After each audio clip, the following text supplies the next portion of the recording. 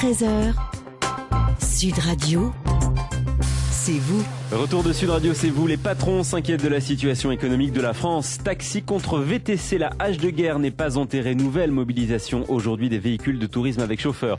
Les méduses arrivent en Méditerranée. Vous saurez tous sur ces petites bêtes qui peuvent vous gâcher la journée à la plage. Continuez à réagir sur la page Facebook Sud Radio, sur Twitter et sur sudradio.fr.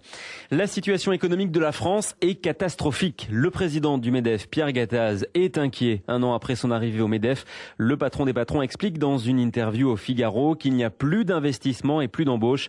Ce que je vois surtout chez les chefs d'entreprise, c'est de l'attentisme et de la méfiance. Pierre Gattaz annonce la présentation d'une douzaine de mesures turbo à l'université d'été du MEDEF fin août pour générer de l'emploi rapidement. Maurice Wolf, vous êtes vice-président de l'Union pour les entreprises dans les Bouches-du-Rhône. Bonjour. Bonjour. Vous partagez l'inquiétude de Pierre Gattaz sur la situation économique de notre pays ? Bien sûr que l'inquiétude est là et quand vous allez dans les entreprises, je suis dans vos entreprises, on voit bien que la croissance n'est pas là. On attendait pour 2014 1%, finalement elle sera plus basse. On voit bien que la consommation des Français tangue, n'est pas au rendez-vous. On voit bien que l'investissement dans les entreprises n'est pas reparti aussi. Et tout ça c'est quoi ? C'est qu'effectivement il faut restaurer la confiance chez les chefs d'entreprise, restaurer la confiance dans ce monde économique et ça ne se fera pas sur du court terme. Le pacte de compétitivité a été une première étape, d'ailleurs que le MEDEF et Pierre Gattaz ont parfaitement soigné, c'est une très bonne chose, mais il ne suffira pas, il faut continuer à enfoncer le clou et surtout garder de la cohérence dans les mesures que l'on décide. On ne peut pas à la fois aller sur ce pacte de compétitivité qui est une très bonne chose, et puis en même temps rester au milieu du champ avec cette pénibilité qui va à la fois complexifier la vie des entreprises parce qu'elle n'est reportée que d'un an.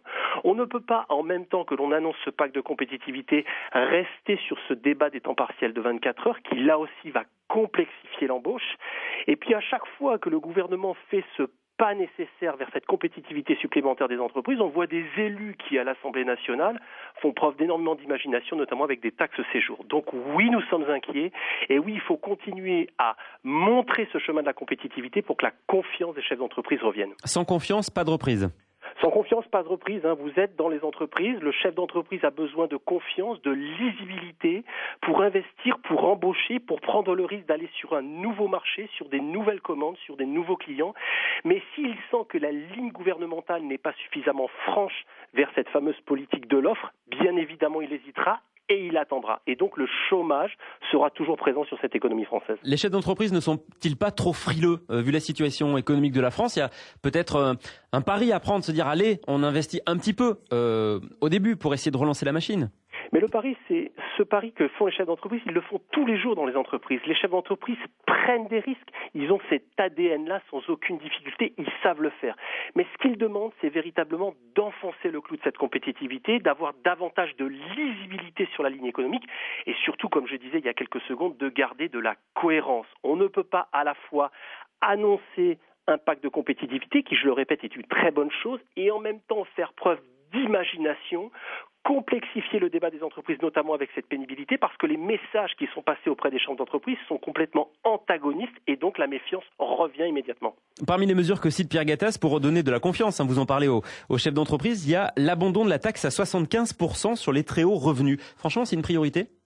Alors, pourquoi est-ce que Pierre Gattaz dit cette chose-là ? N'oubliez jamais une chose, les investisseurs étrangers, les grosses entreprises qui décident d'investir sur le sol français, vous comprenez bien qu'ils sont complètement éloignés de tous ces débats franco-français qu'on peut avoir. Ils relèvent quelques indicateurs clés de notre pays. Qu'est-ce qu'ils voient ? Un pays qui a du mal à affirmer sa ligne économique, un pays qui est avec des lourds déficits et un pays qui, quelque part, j'ai envie de dire, dénonce les grandes fortunes, n'aime pas l'argent et met en place cette taxe de 75%. N'oublions jamais que les investisseurs étrangers dont notre économie nationale a absolument besoin voient ces quelques indicateurs. Et cette taxe de 75%, c'est vraiment, j'ai envie de dire, la cerise sur le gâteau. Les chefs d'entreprise étrangers voient ça de l'extérieur et se disent non, le terrain France est compliqué, peut-être ne vais-je pas y aller. Donc c'est pour ça qu'il faut passer des signaux positifs, extrêmement positifs. Parmi ces signaux positifs, la suppression une bonne fois pour toutes des 35 heures, ça en ferait partie ? Cette suppression, une bonne fois pour toutes, des 35 heures, c'est vraiment l'idée de dire qu'il faut remettre le travail, qu'il faut remettre l'investissement au cœur de nos préoccupations. Et quand on va sur des débats aussi importants que le débat, par exemple, des territoires, cette suppression des régions, bien sûr que cette suppression des régions est extrêmement importante, mais faisons-la avec une dimension économique. Quand vous interrogez les Français, quand vous interrogez les chefs d'entreprise, la première préoccupation, c'est le chômage, c'est le pouvoir d'achat. Donc il faut absolument regarder chacune des réformes qui sont à faire sur ce pays avec un angle économique. Pierre Gattaz parle de mesures turbo. Quelles mesures turbo, justement, sont urgentes, nécessaires pour rebooster, relancer l'économie française ? Alors Pierre Gattaz va effectivement mettre en avant 12 mesures turbo cet été aux universités d'été, mais on peut en parler de quelques-unes très rapidement. Il faut absolument affirmer ce cap des 50 milliards de baisse de la dépense publique, sachant qu'en plus, on sait tous autour de la table qu'il va falloir en faire plus. Pierre Gattaz, en termes de mesures turbo, parle aussi de la simplification de notre paysage territorial. C'est-à-dire que nous sommes passés ce week-end, vous l'avez vu, à 13 régions. C'est une très bonne nouvelle.